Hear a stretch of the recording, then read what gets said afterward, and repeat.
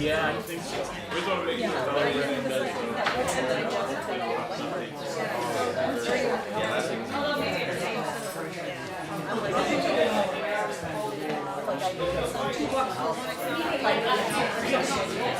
but I would set up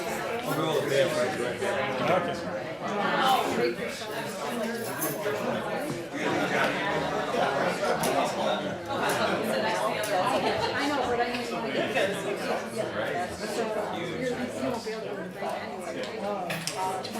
that anyway.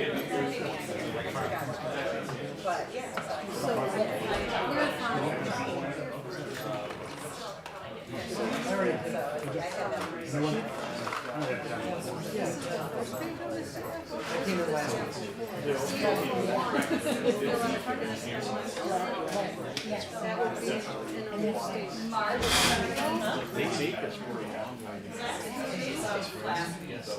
so we're gonna go.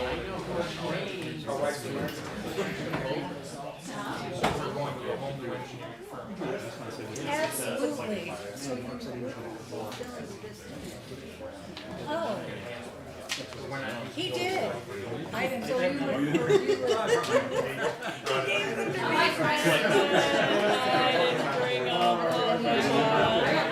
I'll make sure I give this to him. I'm a little confused this year too. Go ahead around the bathroom. In the both of the 104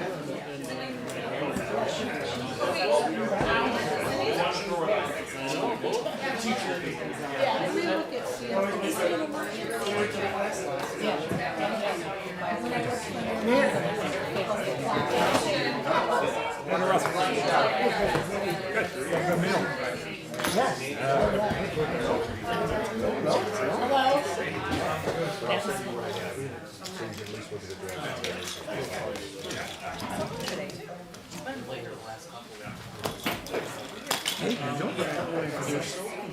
Yeah, I think we just ran out of restaurant. Side by side, yeah. All right. Okay, we'll call the April 10th Jamestown City Council work session to order. The clerk, please call the roll. Councilmember Sheldon? Here. Blackman? Here. Aruba? Here. Reynolds? Present. Faulkner? Here. Russell? Here. DeVersa? Here. Eklund? Here. And President. Here. At this time, I'll give a chance for the public to speak. If you'd like to address the council tonight, please state your name and address. We 5 minutes for your remarks. My name is Gary Mooney. I live in the Hotel Jamestown, 110 West 3rd Street. I'm here to defend the art of street performing. It's called busking. It's where you exercise your First Amendment right to perform either music or juggling or any skill, performance art, on the sidewalks, which is a First Amendment protected activity. I am targeting a specific area of Jamestown, which will be East 4th Street, near the Labyrinth Restaurant. The reason I am choosing this area is because the owner of the Labyrinth has effectively censored me from his establishment, threatening to trespass me if I enter, call police and have me arrested. I do not understand his reasons for this attitude. The reasons he gave me are not substantial or truthful. So I am using what freedom of speech I have to notify the pedestrian traffic in the area of my concern. My performance will be basically based around songs of love and forgiveness and basically tolerance. I will be passing out a newsletter similar to what I have left as a comment for the council.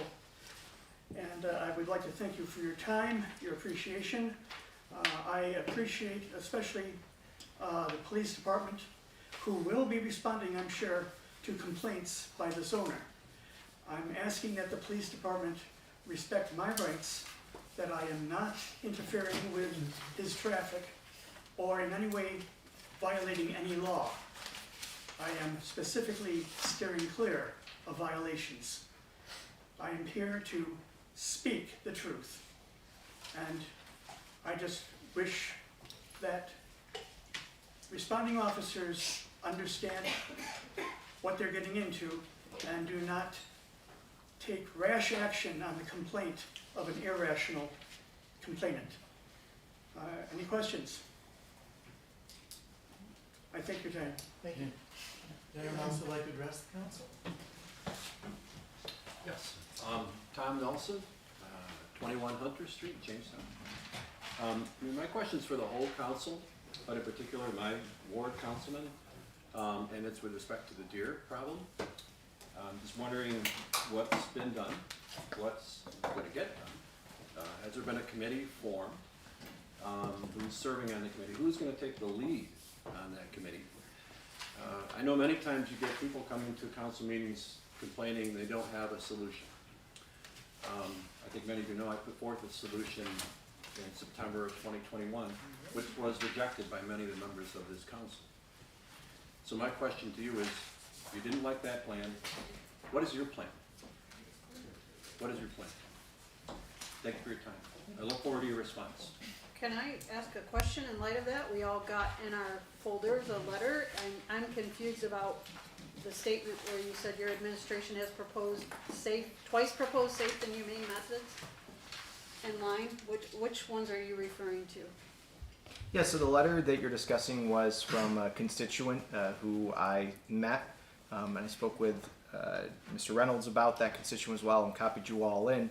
Obviously, the deer issue has continued to plague many of our residents in various wards, and we had proposed not only as an administration, working with the DEC, a program to cull the deer population once.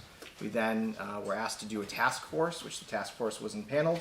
They did another proposal, and since that time, since 2021, there has been no action by the council to move forward. As an administration and as mayor, I very much support the reduction of our deer population. The best way to do that is through some type of mechanism to reduce it. That's typically some type of hunt. That is the recommendation from the DEC. Can't do sterilization because it has to be tied to a university and a program, and other methods just are either way too expensive or not going to be allowed by the state. So whatever you guys want to do, let me know, but I remain steadfast in supporting reducing the deer population as a resident of Ward 6 and who sees a lot of it. And we're now hearing from Ward 5 and others. We're here for whatever you guys decide you want to do. So there's been nothing since Tom's proposal from your administration, is what you're saying. Is that what I'm gathering? Yeah, there's been nothing we've put forward since I this thought maybe council. I missed something, and Nope. Tony did as well, so. I was just confused. Nope, that was voted down, both proposals were voted down twice, and I think at this point, many council members have said there was going to be a council task force put together and nothing has happened. But again, I am open to whatever you guys want to do. I don't think there was There ever. was no two votes. There was no two votes. The only There was only vote that one. was taken was on Tom's committee that was put together, and there were several questions that came up, and it was defeated at that time. I don't recall ever having anything come from the specific administration from City Hall per se. It was Tom's committee that came up with a recommendation, and there were several changes at the last minute that people didn't feel comfortable with, so I guess I was just confused on Well, that. I don't necessarily think that's correct. We did propose an option to the city council. At that point, the city council said, no, we'd rather see a task force. If you all remember, it was still during the COVID timeframe for those that were part of it. We had a proposal working with the DEC, and that was no support for that, and we put together a task force. We were still meeting in the lobby when that happened, for those who remember. I guess I'd like to see that because I need some refresh. I don't remember that. I remember Tom's very well because I was one who questioned some of the things that changed at the last minute, and I have. So, If I could address that, hold on one second. One big concern that I have stressed this with both Andrew and Randy when they've talked about this committee that they started forming and whatever, is that it has to be a multi-prong approach. You just shout out a question that is a big concern. I know when Andy Liuzzo was on council, he was adamant about a deer program and actually worked with the town of Ellicott to issue more permits. I never heard the result of that. We never got, did it work, did it not work, but living on the edge of the town, there's more deer. There's a lot of reasons there's more deer, and you can ask many hunters. There's less people hunting. There's more posted property for people to not be able to hunt on. So deer, where you live, Mayor, where I live, aren't just in the city of Jamestown. They're coming from the outskirts, and I think we need to realize that and look at all that stuff and involve the DEC and involve those organizations as well. So that was part of the reason, Tom, if you recall, there were some other things as well with his proposal that changed at the last minute that I don't agree with, and I don't want to misspeak. We didn't see But them. at the last second, Yeah. what I said is I'd be willing to be flexible about whether or not it was just citywide or just Ward 6. It went from. And it was an attempt to be flexible, which I also want to point out the December 13th meeting with Twan leaders. He was here talking about the Chattaquina River project, and we all sat here and heard him say that he had contracted Lyme's disease and asked what is the council going to do about the deer. And by that time, it was December, I lost my election and sat there and listened to that. So it's just another, you can go back and check, he did that presentation, and you might still have that, you might ask about that. But something's gotta be done. So what are you gonna do? Thank you. Anyone else would like to address the council?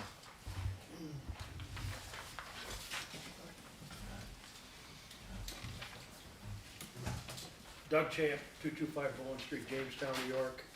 I'm kind of here tonight as a prelude to the lady's address about the climate community program that the state of New York is advocating for all communities to do. But I think it's important that the city council fully understand the process. I'm not against this. My mission has always been to give you ideas and positions and interest of what can happen. Some good, some bad. And this is good, but here is the reality. The pledge is only a sequence of events that needs to be followed on. And that's important to understand, that if you're going to do one, you've got to be consistent to follow through on that and to get certification done. And the reason why I say this, I'm a biologist, okay? I was trained as such in engineering, 10 years in the city, BPO, not embellishing, but I do know what I'm talking about. I did all the environmental reviews all over the place. And they're all necessary. But my point is this, what you want to get may not be what you want. Now, the certification program requires steps that need to be adhered to. They need to be adhered to if you're going to submit an application and get extra points to do it. You remember also that the funding of this is cost-shared funding. I've always asked the city, what's the return on investment and what's the cost? This resolution has no cost attached to it. There are costs. They may not be ministerial right now, but they will be cost. Mandatory. This is if you get to certification. You have to create a community smart communities task force. That has to be done. It's mandatory. You have to have a community smart coordinator. That can be an existing person or it can be somebody new. That will require time and effort and money. These are priority actions that the state is asking you to do. Do you have to do them? No. But in order for you to get in a secure position for future funding opportunities, you should try to adhere to them. Government operations, greenhouse gas inventory, all your buildings. You're actually in violation here because you should have stayed on the district heating system because now you're a combustion entity. You exhaust greenhouse gases. In the past you did. Community greenhouse gas inventory, the whole community. The whole community. Not this house, that house, the whole community. Government Operation Climate Action Plan. You have to do that, or should do it. Community Climate Action Plan, another one. Government Building Energy Audits. Are you ready for that? Then we get to comprehensive plan with sustainability elements. What does that mean? Go on and on with sustainability. Complete street policy. You're working on that. Natural resource inventory. Where, how much? Climate vulnerability assessment. Evaluate policies for climate resilience. Climate adaptation plan. Climate change education and engagement.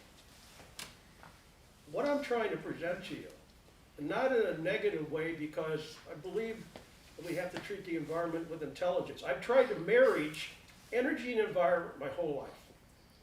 I did that with the district heating system because it realized that we could go to a different way to provide energy to buildings.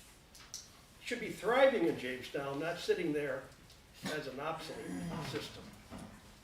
So, one other thing, if anyone can tell me this, has the BPU signed off on this? Do they want you to pledge this? Because the biggest greenhouse gas emitter is a turbine. Requiring that turbine to be in operation will have a penalty effect to some extent.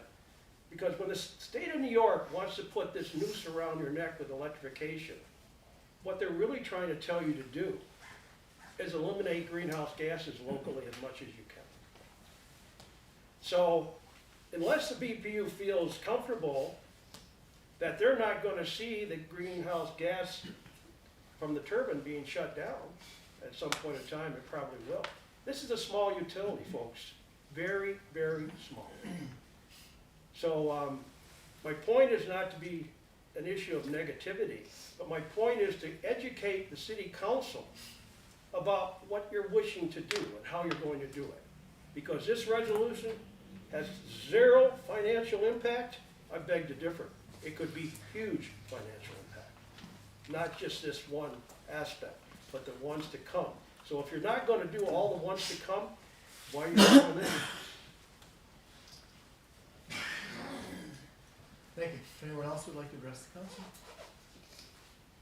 Okay, seeing none, we'll move on to our reports from our committees. Kim, you want to start with finance? Did you want that presentation? Oh, I'm sorry, we have a presentation.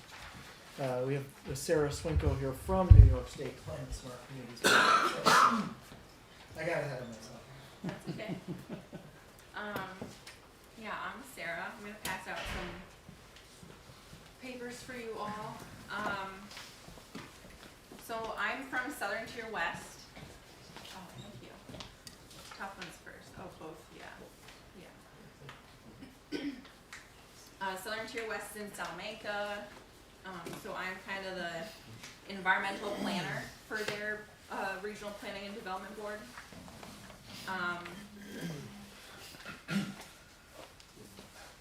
So there's two things going around. The first thing is just a packet of a bunch of different things that I'm promoting. One of them being the climate smart communities. So that first paper is the flyer that I made for the program. The second and third page are the actions that were just discussed a little bit. The fourth page is a webinar that's coming up, so you can learn more about this program. And then the last one is the Drinking Water Source Protection Program, which I'm also promoting. And then the last one is our local government conference for Southern Tier West, which is at Houghton College on June 8th. So there's a lot of points that you can receive at that conference, so if you're looking for that. But climate smart communities. So this program, I like to explain it as like a guideline. So New York State kind of set up this guideline, the checklist of, you know, anything that's possible for the municipality to do in order to lead their community in climate actions to be more sustainable. I do agree that, you know, some of these might not be possible. You know, some of it's not, you know, more city focused, but there are a lot of things on here that, you know, the city of Jamestown has already completed. For example, I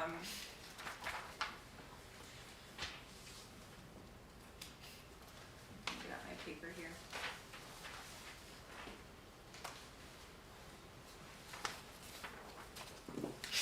So on that checklist, in the PE1 section, the third and the fourth one is pretty much completed already. You guys are a clean energy community because you've been designated for doing 4 actions. Those 4 actions were clean fleets, charging stations, LED street lights, and energy code enforcement training. Those 4 actions in the clean energy community also count in the climate smart communities. So I highlighted those on mine. Also, like recycling bins in the government buildings. I'm pretty sure everyone has that. You know, some of these are super easy to check off. Planning for biking, walking, and then infrastructure for biking and walking. You know, are your sidewalks accessible? Is pretty much what they're looking for. Public transportation, the natural resource inventory,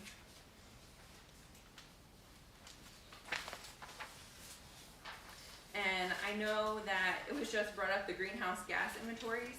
You don't literally have to do every building. You get points for each building you do. So it just depends the amount of buildings you do versus the amount of points you get from that. But let's not jump into the actions. Like the first step for this program is the registration. And to register, you want to pass the resolution. And that resolution is on the back of that flyer. So it's those elements. And these elements are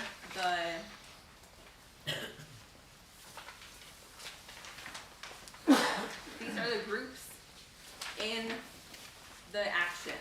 So all of those actions, you'll see each one of those categories is from the pledge, and that's where the pledge comes from. So this is not mandatory, even though it says, you know, decrease your energy use. That could be a section of the actions that you completely ignore. You know, it's all about how you want to create this program. So to give you a little bit more information on the actions, the amount of actions that you need to be certified. So there are 2 levels of certification. The first one being bronze, and that's about 120 points, which is about 15 actions.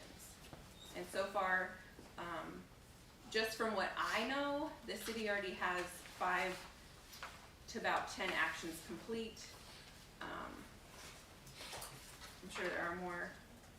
And then silver is 300 points, which is about 30 actions. So there's 115 actions total. It's almost like you get to pick and choose which ones you want to do or which ones you've already done. And then at the very last action is innovation. So you pretty much create your own. So anything that would be considered eco-friendly and it's not on there. For example, what's been coming up a lot for other municipalities is changing their water meters to smart meters. And that's not in here, but you can make it an innovative action. So, you know, getting points for an action that you've done that's not in there. So this isn't mandatory. There's no compliance.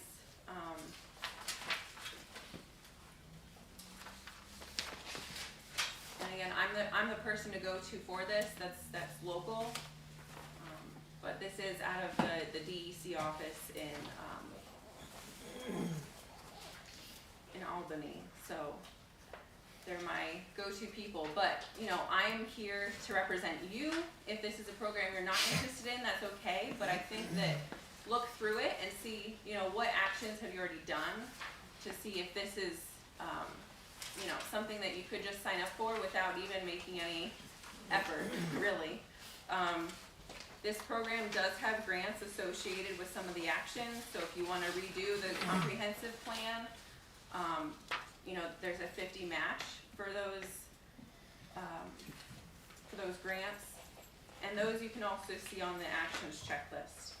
The very far right side, it will say CSC grant. That means there's a grant attached to it, but again, it is a 50-50 match. Another bonus to this, this shows up a lot on grant applications, this program. So I've heard other municipalities say they've been turned down for certain grants because this gives you 5 points towards grants. So this makes you look a little better. So if you've been turned down for a specific grant, you know, look back and see if that had a little box that asked, you know, are you a CSC community? Is there any questions about this? I have one. Do you know the relationship between the climate smart communities and the 2019 Climate Leadership and Community Protection Act that the governor established? Did this program come out of that? So this program was made in 2009. Okay, so that would be something. But, you know, they don't go hand in hand, but it is something obviously that's on the same mindset, you know. So it didn't come from that, but it is similar. The governor as recently as 5 days ago was going to walk back some of her parameters of what you're talking about.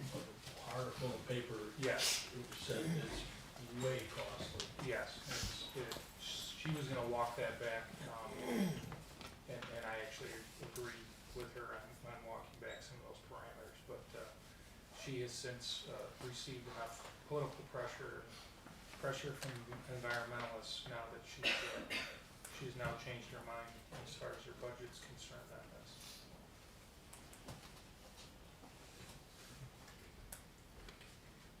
Are there any other questions? Thank you, sir. Any other questions? Wait, behind you. No, behind you.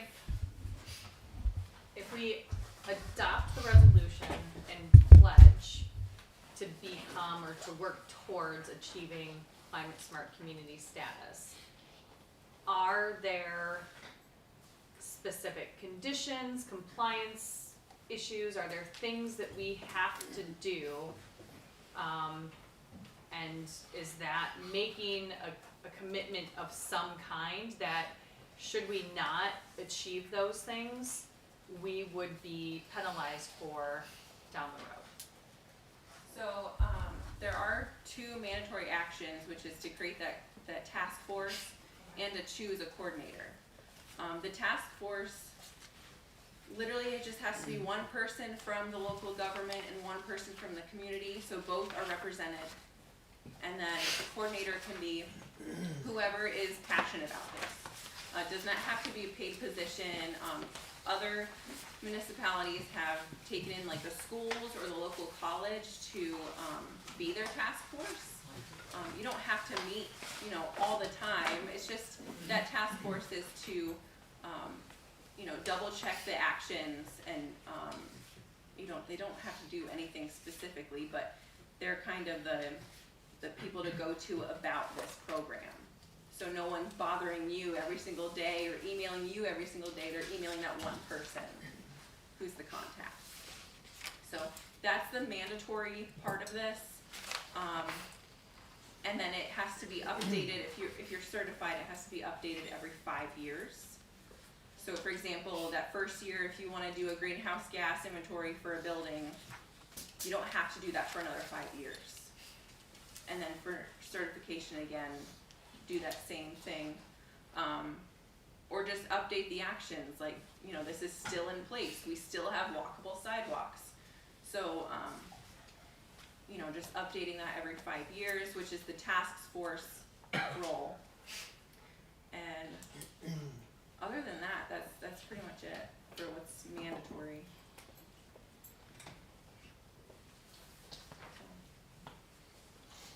Any other questions? Thank you. So does the city have a plan for those mandatory things, other than just immediately adopting this resolution? Helen, Crystal, you guys want to address that? Let's say that one more time. I again, deferring to Sarah a little bit, she mentioned that we've accomplished between 5 and 10 of those things already. But a mandatory requirement is a task force and a coordinator. So before we vote and pass this resolution, do we have a plan for that? And you're saying no? Not at this point? I'm saying no, but that's not something that, I think, my hope for tonight was to be able to have that overview, and to be able to ask all of those questions. And I think this is not a one-off, right? I know there were a lot of concerns from a lot of council members. And so I think that having this first conversation was the first step. I know that there's still concerns. I know there's a lot of uncertainty with the Climate Leadership and Protection Act, CLCP, whatever. Too many acronyms. So, while I think our end goal is to be able to get to a place where it can be supported and resolution can be passed that everyone is comfortable with. My goal is not to have the council rush into making that decision this month or even next month if we're not there. So I think having this initial presentation from Sarah and then opening up the discussion, and now that we know, those two things are mandatory and the other things are the items that we can start to check off. For us, I think it would be good for us to go through as a team and say, oh, we've already done all of these things. I know Doug mentioned BPU is BPU supportive. A lot of those things that we have done already have been achieved by BPU. And we have had conversation with them. So, I think the next time we have a conversation about this resolution, it should be us coming back to you with what have we accomplished so far and what is that plan? Who is the appropriate person to be a coordinator? And then what does a task force need to look like? So, while we don't have all the answers tonight, I think that this is the first step. I also mentioned I had spoken to Dave Leathers over the weekend. He will be coming to the council probably the next few weeks. He would like to come and address the council on this and other myriad of issues because he hasn't been here in a while. So he will be coming probably, we're aiming for the first work session in May, possibly. That's okay. This weighs in with the BPU, we really need to hear what they have to say as well, and I don't think we've heard enough from their side of it as to, what they think is manageable, how they can partner. Obviously, this is not just the city's decision, but it impacts the BPU greatly, and we need to hear what they have to say. So I think we don't have enough information is what it is right now. Ready to move on? You ready for finance? Yep. Okay. Everybody knows somebody has any questions? So finance, our first resolution was in fact this, and we did raise these questions that you're hearing just now about the BPU involvement, about, grants being cost shared, about, also Elliot had some concerns prior, and his review is not complete yet, so, our recommendation was in fact to get more information and table that, on that resolution, so. Moving on to resolution number 2. Again, this is another one that we did not table, did not approve, I guess, as you would say, but we, I know I had requested further information for like a salary schedule and a couple questions, and Corporation Council is going to have that for us for our next work session. So, more to come on the position of the ombudsman. Resolution number 3. Is resolved that the Jamestown City Council designates $250,000 in no cents in American Rescue Plan Act lost revenue funds for the purpose of purchasing an additional ambulance for the Jamestown Fire Department. Mayor or Matt, were you going to present some more information to us tonight?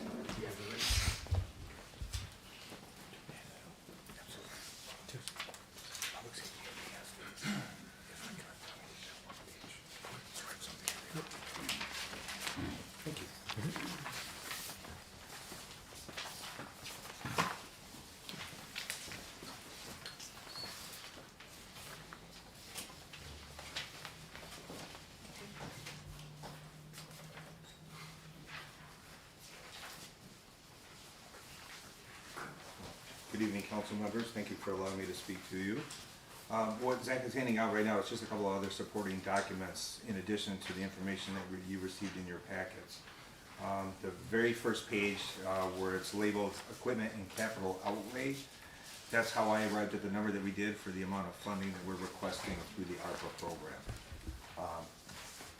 From checking and doing some research with the market value of a type 3 fully built out ambulance is in the $150,000 to $160,000 range. That does not include the patient loading system, the stretcher, if you will. So you'll see on the next 2 lines down from that, the load system, and also our patient extrication device, which is the stair chair. Those 2 pieces of equipment are not included in the purchase of an ambulance. That has to be installed separately. It would be our intent, if council decides that they do want to fund this project, to have whoever the low bidder is for the purchase of the vehicle, to have that installed at that facility. The radio system that you'll see on the next line down, there's a cost allocation in there, so we can put a fire radio in it, a med radio in it, and obviously a portable radio if needed. Then moving down below that, the graphics package for an ambulance is something that is not included with the purchase. From doing some research too, we believe that probably the cheapest and most cost-effective solution would be to have that done locally. And then obviously the last line on that sheet is the medical supplies that would be necessary to outfit the ambulance in order to meet Part 800.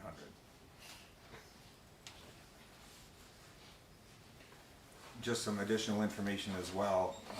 An ambulance is kind of not like a piece of fire apparatus. It's a much less custom-built vehicle, even though it is a purpose-built vehicle. So it will be on a commercial chassis. We're really not looking to deploy out anything differently than what we already currently have in the fire department. It will be a similar sized vehicle. Ambulances can be kind of like fire equipment. You can really build them as large as you wish to. That's certainly not our intent here, is to have something that's certainly oversized and not practical for our needs. The ambulance we currently have is a 2013. The patient treatment area on it is about 150 inches long. That's a perfect size for a department like us that's using it for the purposes that we are. It'll certainly fit down to the hospital easier, and it'll fit through the police garage and certainly make it more maneuverable to be able to get around.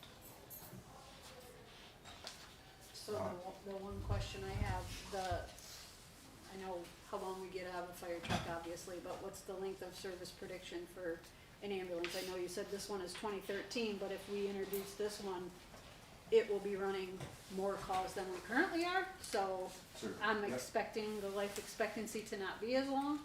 Generally, it's in the 10 to 15 year range with the amount of mileage and the wear and tear that we put on those vehicles. Usually for the fire department, it's not the mileage that really gets us, it's the corrosion of the vehicles. But we do partner with the DPW with a corrosion prevention program to try to extend the life of the vehicle as long as possible.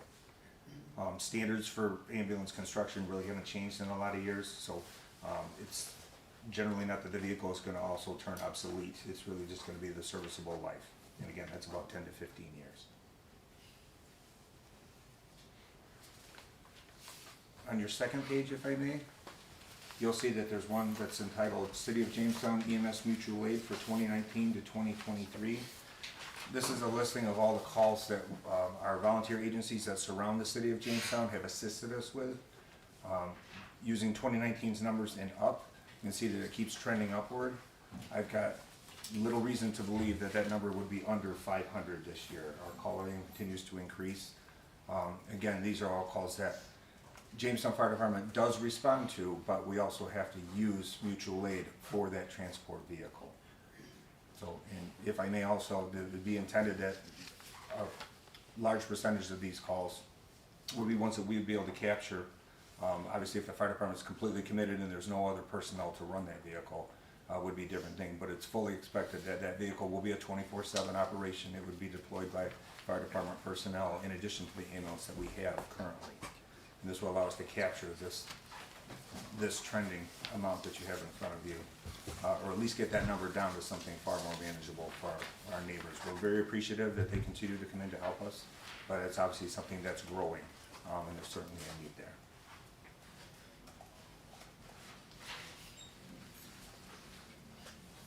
Any other questions I may answer for you?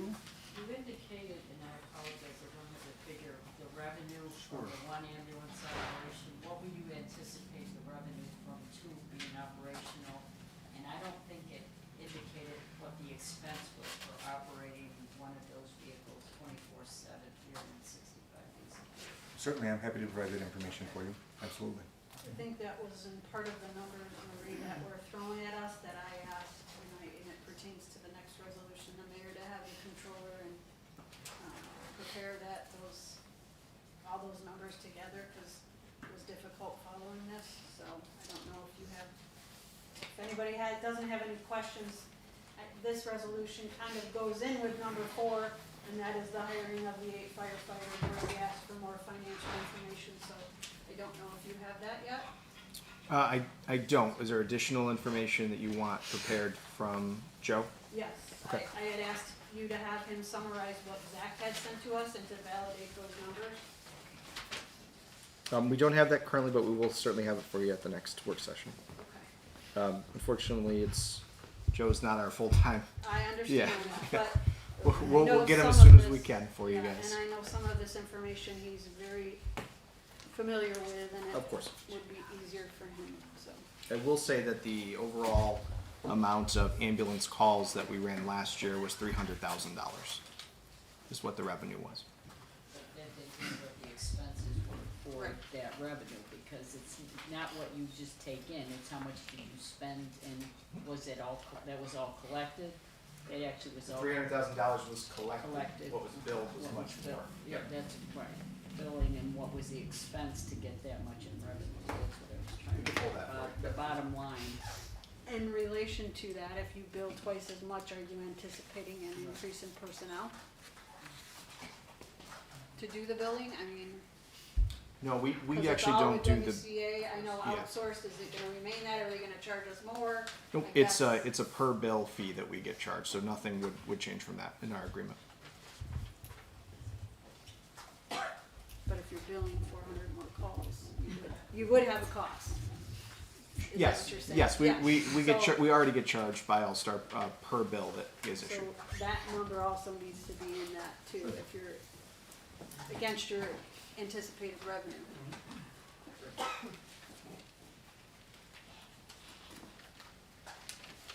Okay. So 3 and 4, more information to come. Moving on to resolution number, oh, I missed my page, sorry. 5, change order number 2 with Alstrom Schaefer. This is for the new vehicle maintenance facility. We actually have to overshoot, and I may ask the question first before I read all of these of Mark and Jen, because Elliot did not know. So we have some resolutions here that appear to be, they have the same change order number of. So we weren't sure if they were 2 options on the change order, or if they should be separate, if the change order should not have 2 options under change order 4, if they really should be incremental. I guess we were a little confused on how to read that. So looking at resolutions 7 and 8, I think, is that correct? Yeah, 7 and 8 will see. 7 and 8 and 9 and, or whatever, there's 2 for option 4, resolution change order 4, and there's 2 for change order 5. Resolution 7, and Mark if I'm wrong, but resolution 7 is change order number 4 with Building Innovation Group. Number 8 is change order number 4 with Alstrom Schaefer for the electrical work. Am I reading that I guess right? I'm confused because we've never had the same number with the change, like for, Yeah, they've this, always been different change order numbers. yeah, so with such a large project like that, the change order is based on the actual company. So you'll see here, I think there's change order 2 for Alstrom Schaefer, change order 3 for Alstrom Schaefer, and change order 4 for Alstrom Schaefer. Is that correct? And 5. And 5 And 5, yep. for number 9. So it's correct then. Yes. Okay. So they're not duplication. No. Okay. No. All right, so I will read through those. The first one is, for resolution number 5, again, as I stated, with change order number 2 for Alstrom Schaefer for the new vehicle maintenance facility for a total increase amount of $1,165. That was approved through finance. Resolution number 6 is for change order number 3 with Alstrom Schaefer of Jamestown, New York for the new vehicle maintenance facility. And this is to provide minor revisions to the office and parts room for a total increase of $1,295, subject to the approval of the Corporation Council as to form. That was approved. Resolution number 7 is change order number 4 with Building Innovations Group of Rochester.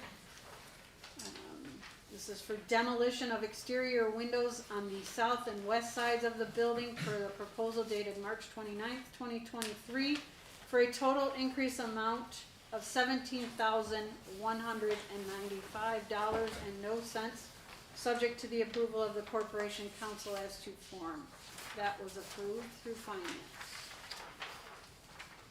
Resolution number 8 is change order number 4 with Alstrom Schaefer of Jamestown, New York for the new vehicle maintenance facility to provide an electrical vault and primary conduits to the existing building per BPU requirements for a total increase amount of $8,780.00, subject to the approval of the Corporation Council as to form. That was approved through finance. Resolution number 9 is for change order number 5 with Alstrom Schaefer for electrical work at the new vehicle maintenance facility, the mezzanine equipment relocation, for a total increase amount of $8,780.00. Then that doesn't match the numerical number. If you could just validate whatever that was, and we'll approve it accordingly. And resolution number 10 is for change order number 5 for the Building Innovations Group for the new vehicle maintenance facility to provide labor and material to place a white .090 FRP wallboard per the proposal dated March 29th, 2023 for a total increased amount of $6,311.00. That was approved. Resolution number 11 is for change order number 6 with Building Innovation Group for the new vehicle maintenance facility for a deduction for deleting the installation owner furnished vehicle lifts of $12,000, so that's a total decrease of $12,000. I think, I personally would like to see like a summary of where we're at on this building, cause we've had a lot of changes lately, and maybe a brief update would not hurt both the financial side as well as the entire council. Yeah, like what is the net increase to the project at this point? Yeah, Might even be a decrease. Yeah, there's been several decreases, but we can certainly put that together. yeah, that's what I'm, just Yep. all over the board. That's no problem. And for the council's awareness, and Mark can correct me if I'm wrong, but Mr. Lehman is still assisting in some of the project management of the building. So is that correct? That's correct. Yep. So So you just, could get them back yes. If you asked him nicely, he might come back to council and explain the overall costs. That would be great, thank you. Moving on to resolution number 12, that the mayor and Mark Retzer, PE, acting director of Public Works and acting director of Parks, Recreation, and Conservation, be and they hereby authorized to execute an agreement with R. Patty Concrete and Excavating LLC of Jamestown for concrete work on the right-of-way construction citywide for 2023 for a total bid amount of $249,250.00. That was approved, and this is being funded through CHIPS. Resolution number 13 was the same, with R. Patty Concrete and Excavating for concrete work, street reconstruction 2023, specifically Spring Street, for a total bid amount of $226,175.00. And this project is also funded through CHIPS and was approved. Hallelujah. Yeah, that's what we said. The only thing I would say, make sure we do the concrete work after we take down those houses, so we Right. don't damage the new house.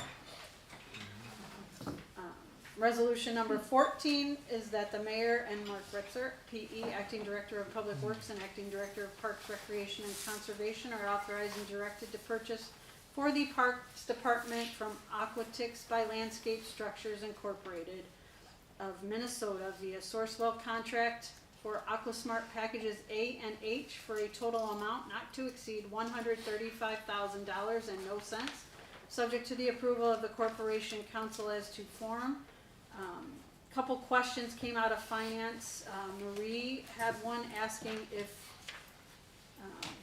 the engineering are we purchasing this before the engineering study is done? I know some of the backup stated that there was a package deal for them. And also noting that this was from ARPA, as we approved it last month. So I guess that is your question, basically? Yes, that would the engineering study be complete before we go ahead and purchase the equipment if we find out that the soil isn't sufficient to handle the splash pad?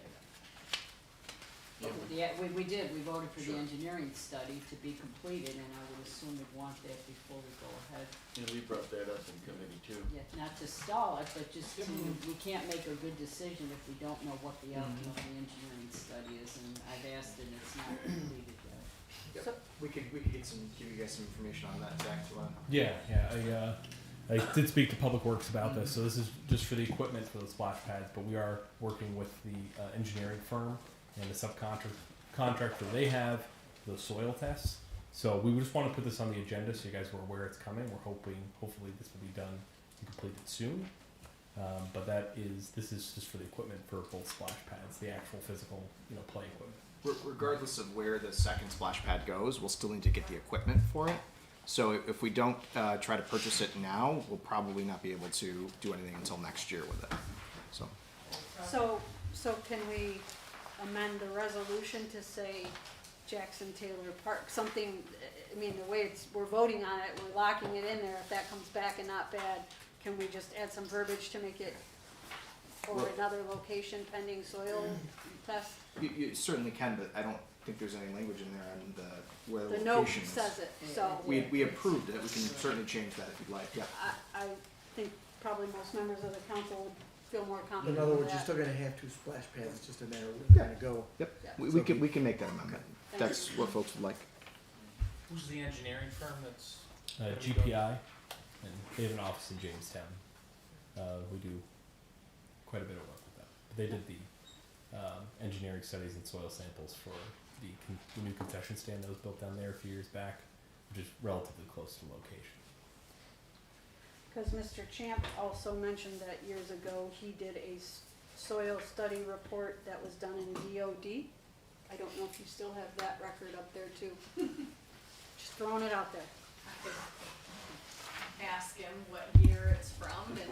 Probably see if I long, can long find time ago, it in the archives. First of all, you weren't even born. I'm just giving you I don't- the I'm not gonna information that ask was your age, provided. But just for the record, the Department of Development was trying to look at the reuse of the Shattuck Park. Okay?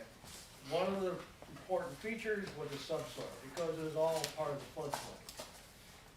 So I got a soil scientist get involved in it from the U.S. Department of Agriculture and the local soil conservation people here. That study was paid for and done, and unfortunately, I have no idea if you have an archives, but you could check and see. Now, I know it's dated, but the soil doesn't age like we normally think things age. It takes time. So the aspect of it was this. All of that is Carlisle muck. If you want to look it up, that's the designation, Carlisle muck. And the end result, with nothing should be built down there that has a platform. That was the recommendation from that study. So it is what it is. Well, certainly will start. Okay. The only other thing out of finance is I had asked to have an ARPA update given to us. I don't know, did you give them to everybody or just? Yes. So you should have that in front of you. Yeah.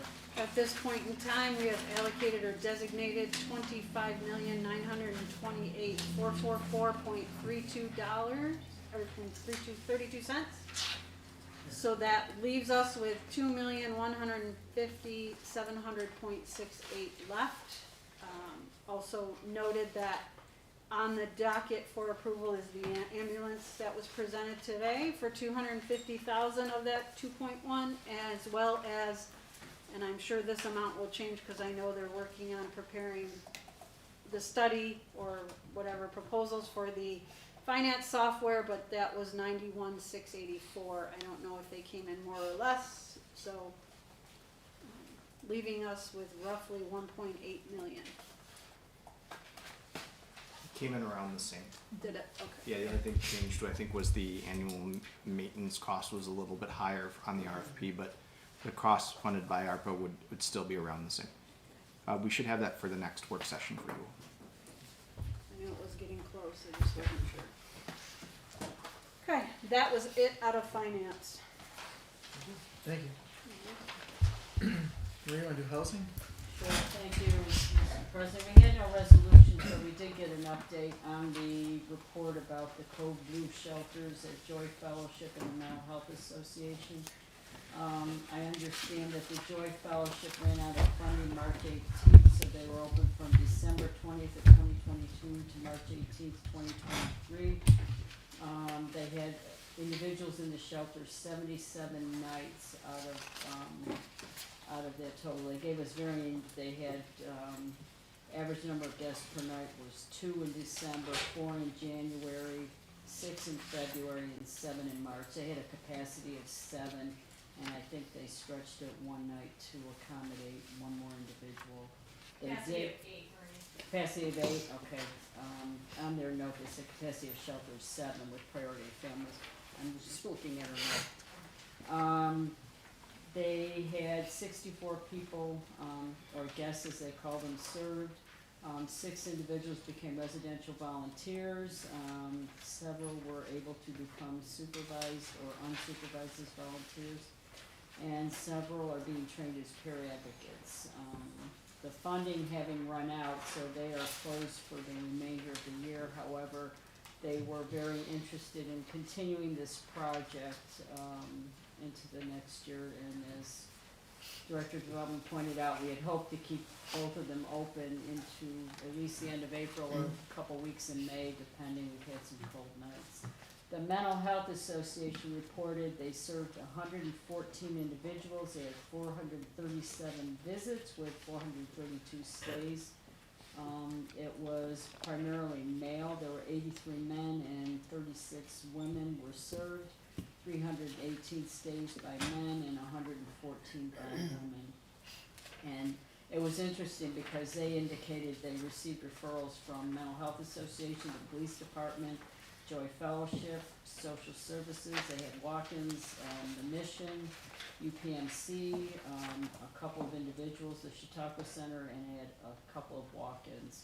So it definitely indicates there's a need to continue this, and they obviously stepped up at a time where it was a little bit of a challenge to get it up and running this year because we hadn't had those shelters. The update to COI, Chautauqua Opportunities, is working on their women's shelter on Lafayette Street. They're, I guess, going to get going fairly soon. They've got a lot of work that has to be done, but they are acquiring the building and plan to get moving forward very shortly.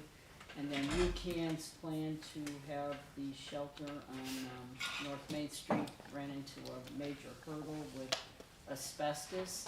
So the cost of doing that building was going to be far beyond what they could afford to renovate that to a shelter. So at this point in time, that's what we know. The county's funding has been approved, and as we were informed, they are willing to continue to do this into the next year, and we hope that they will, and that maybe, you know, we can come up with some other funding to help allay their costs, because they did have expenses with insurance, they had expenses with, you know, supplies, getting, you know, the cots, as well as, you know, washers, dryers to clean the bedding and all those things so that it could be reused. And that was pretty much it. So did serve a need, and obviously saved the fact that they were also getting services. This was not just a bed overnight in a motel or a hotel. They were actually, you know, since some of these individuals, one stayed 24 nights, I believe, one individual, which indicates a serious housing issue. And they were linking that individual up to get more stable housing. So there'll be more to come, but we really appreciate everything that was done by Joy Fellowship and the Mental Health Association this year to serve those individuals who would have been left out literally in the cold and had no place to go. So, any questions? Just a comment on that, as well. You mentioned that, along with the both of those places, the Mental Health Association, JHS was able to raise over $7,000 for them directly for the homeless shelter. So it was good news, and at their Battle of the Classes. So it was just under 7, and then we took in about another 500 in additional funds after. So we'll be presenting the check there, and that's going to go directly toward the MHA. Good news. Yeah, thank you. That's it. That's all good. Thank you. Move on to public safety, Brian. Thank you, Mr. President. Our first 2 resolutions appeared on the finance agenda. The first was designating $250,000 in American Rescue Act lost revenue funds for the purpose of purchasing additional ambulance for the Jamestown Fire Department. That was approved by our committee. The next resolution was hiring 8 full-time firefighters in the Jamestown Fire Department with the funding provided through the SAFER grant. We had actually approved that last month. Third resolution was requesting that the Board of Public Utilities install one new 150-watt LED light fixture, EPU pole 23945, the corner of Hebner Street and Camp Street. And that was at their request of Councilman Faulkner. That was approved. And there's another light at the EPU pole 37410 on Terrace Place. That was at the request of Councilman Brackman. That was approved. Just a quick question on the lights. Do you know what the average turnaround time is to get them installed? I mean, the one that was on Pleasant View was too. Hasn't been done yet. No, I just didn't know. I don't know if we had a holiday, but I just somebody asked me when it was going to be put up. I said, well, it's been passed, so it's probably any day now. It'll be tomorrow. We'll see. Usually they're pretty quick. Right. after we pass them, but again, maybe because of the Easter holiday, a little behind. Yeah. Which one in particular? It was on Pleasant View, I can't remember the point. Yeah, it's when we passed it, the end of March. We'll follow up on that first thing tomorrow and try to get you an answer for sure. Somebody had asked, and I didn't want to give them a specific answer, I said probably any day now, any day is become any day. Okay, the next we had an ordinance amending chapter 68 of the Jamestown City Code regarding the Director of Public Works. This would eliminate the professional civil engineering certificate as a requirement. We had some discussion as a committee, some back and forth on that. We felt that this should be discussed as a whole by the whole council before any action is taken, so therefore we tabled it. Would entertain any discussion on that now.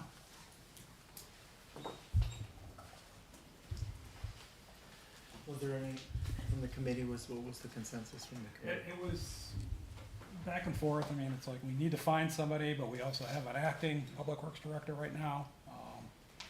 And we could set a precedent by eliminating this engineering requirement. Would we possibly have to hire another junior engineer to take over the work if we did eliminate that requirement from the director of public works? Also mentioned, could we change the code regarding the residency requirement, which we did when we hired Mr. Lehman over 29 years ago. He did not live in the city at the time he was hired. He did move into the city and became a taxpayer, so that was a good thing, but it was not a requirement. It's written as Chautauqua County. Yeah, the residency is Chautauqua County. So, That's a question I had. there is, so it is actual state law that allowed that change. I can look it up and send it to you all. Is that the department head or just this? Just the Public Works Department.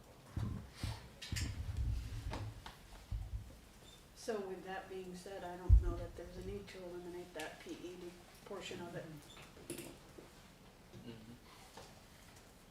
My concern is, and excuse me for my ignorance, but, is that going to affect, the ability for work to get done and people to be signing off on work? And maybe our new, director can explain that and how that works as far as work being done.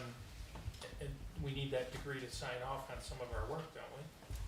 So, as the director, we don't typically stamp drawings, which is part of what you get for your professional engineer. And so it wouldn't hold up any work in that way, I guess is my easy way to say it. So we're not producing drawings that we then stamp and then you have to sign as a professional engineer. But you're reviewing drawings and plans and that sort of thing, specifications. So, to not have a PE would be a detriment. If you hire someone who doesn't have it, they would potentially become more of an administrator. And then that work would fall back, the work that the director does now, part of it, would fall back on the other engineering staff that does have a PE or people under them, that they oversee. Which would then in turn potentially request a stipend or a change to their job or a union challenge or something. to Or that hiring effect. another civil, Yep. junior engineer. One other question I had, Elliot maybe we could answer, not so much on maybe new drawings, but what about the liability the city would have if something were to happen in terms of, let's say the ramp, something happens and it collapses or something falls or some other piece of infrastructure that was either signed off on or was designed by someone without the PE, what would that do to us liability-wise? Anything? I'm not sure, I have to speak to our engineers about it before doing that. You wouldn't have a structure that wasn't designed by a PE, and it would have to be reviewed by the engineers and the staff before anything in the city like that was built. As far as like a city structure. Who would be responsible then, let's say, So currently, the fleet maintenance building, that was designed by an outside engineering firm, but then reviewed and overseen by Jeff Lehman. What about like the inspections of things like, if there's an issue, let's say, with a bridge or with a overpass or with, you know, something that's already been existing, even if it was an outside firm, who would then, would we have to outsource that? Is that what we would do? Or would it be somebody in-house that would inspect that to sign off to say it is safe, it's fine, or it's not? It needs to be closed down, it needs to be dealt with. So the city doesn't have any structural engineers on staff, and the city also doesn't own any of the bridges. They're all either state or county. But any structural, so as far as like buildings, any structural inspection is done by outside engineers. Or my department, Yeah. through Larry. So like in the case, there's been several instances where bricks have come loose on buildings, fallen down. You're saying that that would be done by an outside resource, or Or your, for something like that, I think. I Larry guess does my an question is initial, then, to me, it sounds like you're minimizing this PE degree for this position. Why is it in there then?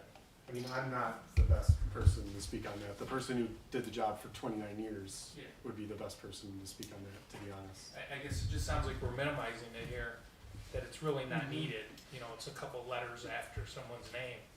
We don't need it. Let's get rid of it. Why is it there to begin with? At one time, was it the fact that the PE did sign off, like you said, on drawings or stamp the drawings? At one time in the past, maybe that's changed now? I don't know. Could it be, I don't know. I'm just looking at, I mean, there's the city, and sorry if I'm saying something wrong, but the city receives stamped engineering drawings for a project, and then our engineers review those plans to make sure that they, you know, they make sense, that they're buildable, that they're cost effective, and that sort of thing. And that's typically done by someone with a PE. Was it mostly done by Jeff then at that point? Yes, because he's also on the planning commission as the director. By the virtue of role, he's Yes. the VPU in that position, is that planning commission, VPU, and all those things which nothing in your old position, before becoming acting, you did not serve in that capacity, and you had no idea what was going on per se. My position is if we don't have to, I don't think we should lower our standards that we've had in the past. It's like, you know, taking a police officer or whatever, and it's my mindset because that's where I came from, and you know, taking a patrolman who has 2 years on the job, let's say, okay, let's make him a captain tomorrow or whatever. I mean, you can't do that, or vice versa. So I think that we're lowering our standards by getting rid of that position unless for some reason we can't find someone, absolutely cannot find someone for that position, especially if there's not, we're being told now that there's not a residency requirement for Jamestown. That is just doesn't non-residency. doesn't the PE require additional time on the job to become a professional engineer? And it's a licensure, you have to take an exam, correct? So you're right. The fact that you passed the PE means that you've achieved another credential that indicates you're qualified, that you just didn't come out of school. Why would you have someone that's running a department that's less qualified than the people underneath? Well, it's like, you know, a CPA licensing exam. You have to have experience and you have to Correct. pass another exam. You can't just take it immediately. So I think you're right in terms of the standard. You know, you want somebody that knows how to read it and can answer the questions. Have we ever subbed out engineering services to independents and or through a mutual aid concept with the state or county? I mean, we contract with other engineering firms. Like again, example is the fleet maintenance building. That was designed by a outside engineering firm. So yes, we do. And the county designs most of the bridges. They own the bridges, like the Hopkins Bridge that I think is being done this year, and then the DOT owns, you know, 3rd Street or in Washington Street and stuff like that. So they are responsible for the maintenance of those bridges. And inspections. Yes. So as long as Google is correct, and Mark, you may know, 12 years education experience credit and passed a 16-hour national license examination. and most PEs have a 4-year bachelor's degree from an accredited engineering program and earned qualifying experience. Is that a fair statement? Yeah, the way it works is, you get your engineering degree from an accredited source, you then qualify to take a test called Fundamentals of Engineering. Once you pass that, you start to accrue experience, and then once you have a certain amount of experience, depending on your degree and your location, then you can take the PE test. So it's very similar to a CPA. Yep. You don't do it if you don't have to, or if it doesn't give you an advancement opportunity.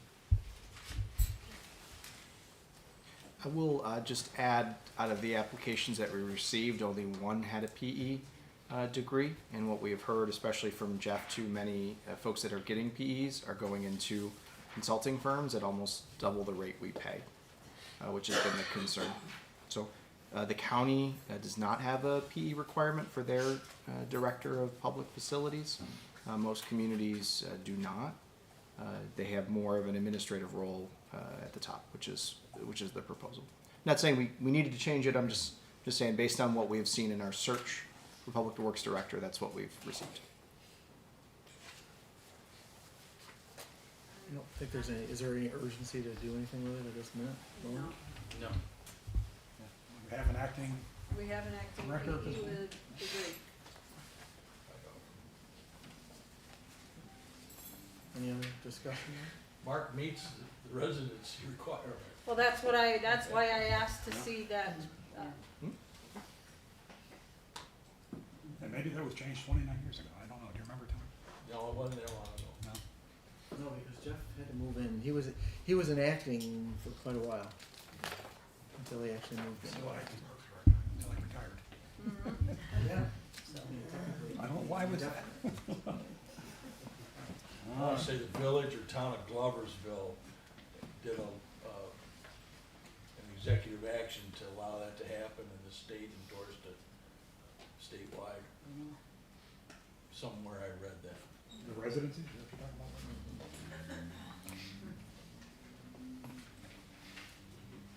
Okay, we had 3 special event applications. The first was the Labyrinth Summer Music Series, held throughout the months of May to September on the top of the landing of Labyrinth's outdoor staircase. We started that last year after the park let out there. We're kind of expanding the schedule of entertainment. That was approved. The next was the Roll and Read, which we held on Friday, June 2nd, on Tracy Plaza from 8:30 until noon, sponsored by the Jamestown Learning Council. I understand that the mayor was out of town last year, so he couldn't read, that the Corporation Council did read a passage there. I think that was 2 years ago. Is it 2 years ago? Okay. I read last year. You read last year? Okay, good. Yeah. You're gonna read this year? Should, yes, it should be available. Oh, that was approved. Thank you, we very much appreciate it. Any council members would like to jump in? Let me know. The last was a special event application for the downtown Jamestown Cruisin', be held on Friday, August 11th. The setup time is 3, actual start time is 5. It runs till 9 p.m. and everything will be torn down by 10 p.m. This is the 30th year of the downtown Cruisin'. They will have 2 local food trucks at the event, and there will also be a local band, the In Crowd, will be performing at the event as well. So that was approved as well. That's all we have. Is that the same night as the Babe Ruth parade is? Because Sure somebody- is. Somebody asked me about that and said, do we need to relocate Well, the cruise in what street they're using because it interferes with the parade? I don't know. well, the parade will be in the morning, right? No. No, it's the The afternoon. parade was moved to Friday night, and due to the chamber's desire to keep it on this night, the Babe Ruth is looking for option B, because most of the participants, if you will, that help on the parade, i.e.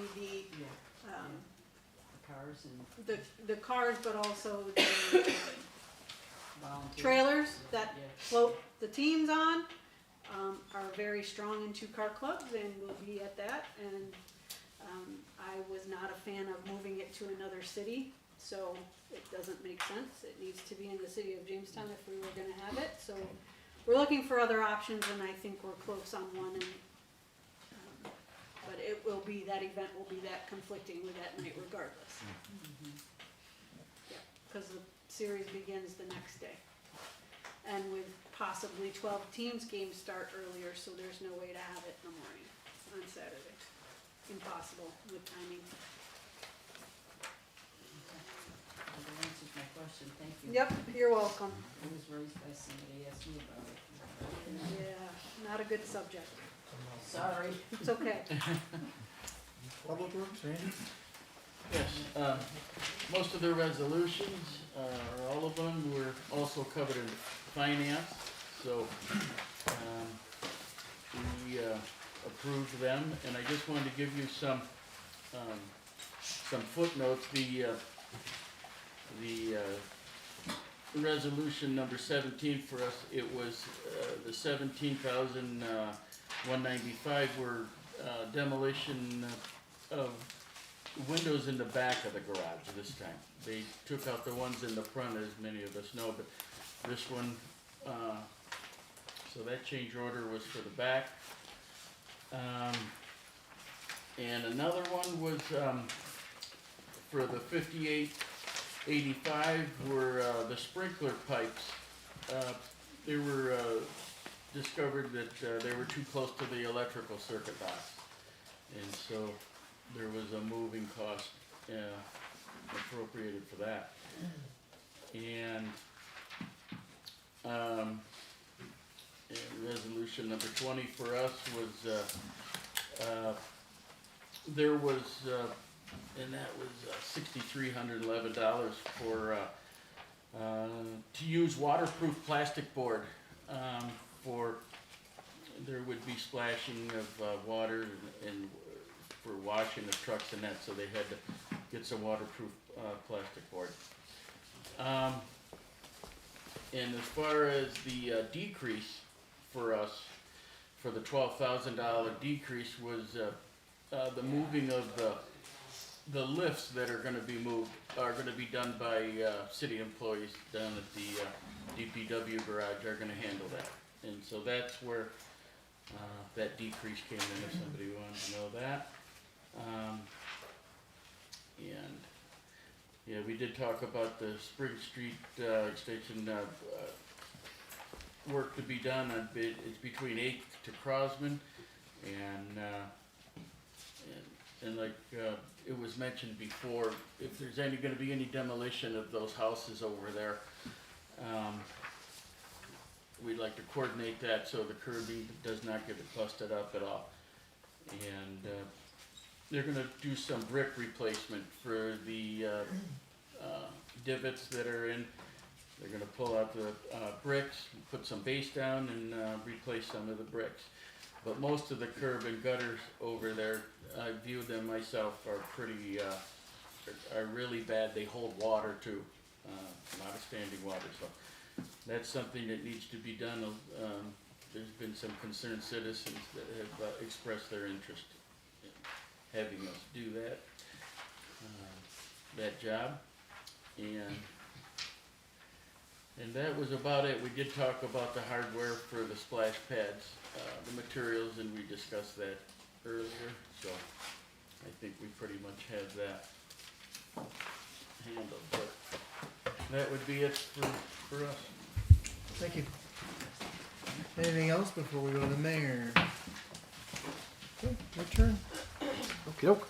I only have a couple items for council, and I do have 2 executive session items.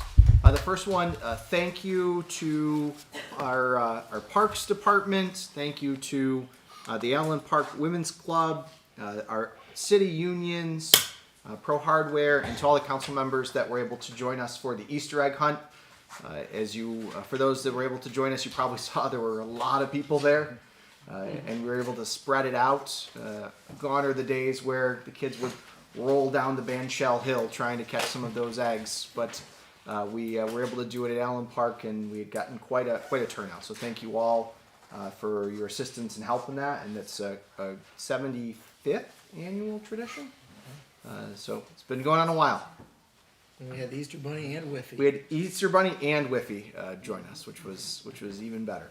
So certainly great for the kids. But yeah, news now with, when they covered when they got cut loose, I heard a lot of comments, people just love to see that. When they cut them loose, it was pretty neat to watch. And News Now had covered it, so I heard a lot of feedback on that. People that weren't able to be there. Yeah, kind of neat.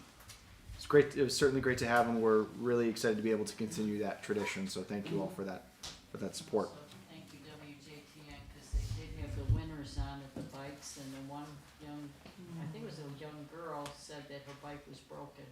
And she was one of the winners of the Golden Egg, so Dennis Wedger did a nice job of interviewing the winners. I believe both of them actually had broken bikes. Oh, I didn't hear about the other one, I didn't. When the bike wasn't working.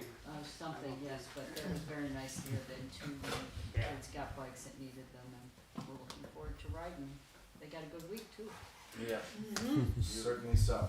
Excellent week for that.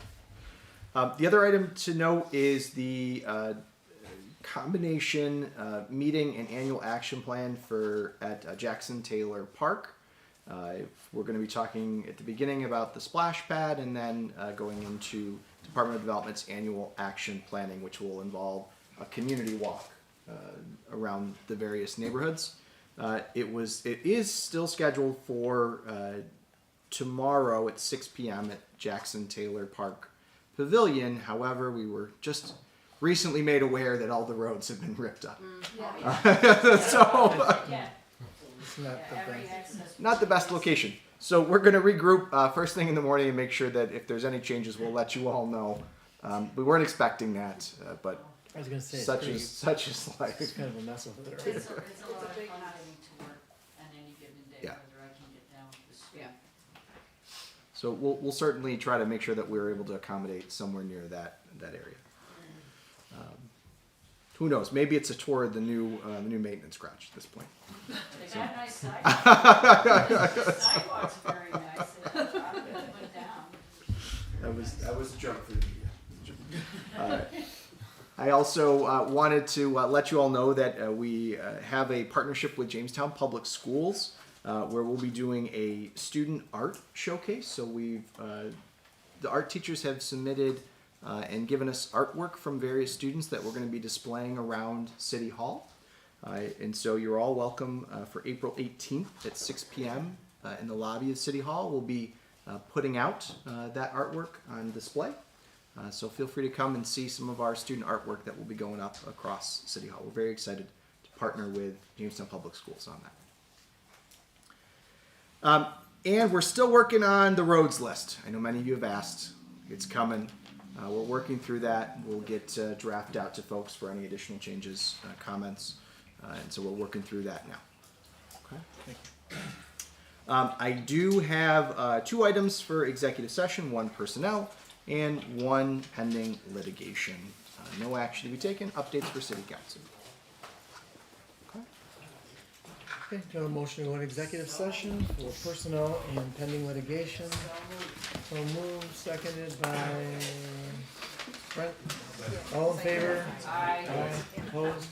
Okay, we're in executive session. Who do you need? Mr.